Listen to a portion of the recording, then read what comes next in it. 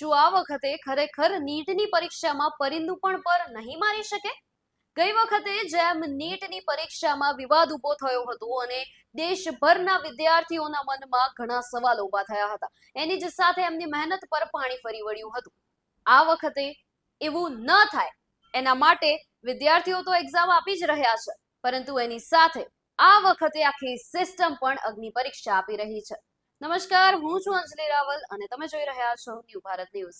દેશના 564 શહેરોમાં આજે 22,70,000 થી વધુ વિદ્યાર્થીઓ નીટ યુજીની પરીક્ષામાં ભાગ લઈ રહ્યા છે.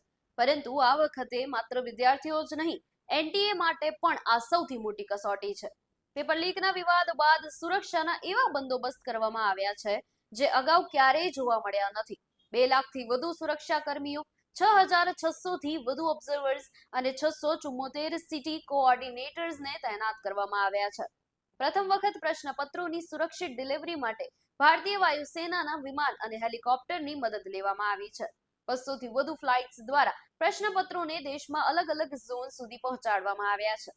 એક્ઝામ સેન્ટરો પર સીસીટીવી દેખરેખ, જીપીએસ ટ્રેકિંગ, મલ્ટીલેયર વેરિફિકેશન અને રિયલ ટાઈમ મોનિટરિંગ જેવી વ્યવસ્થા કરવામાં આવી છે.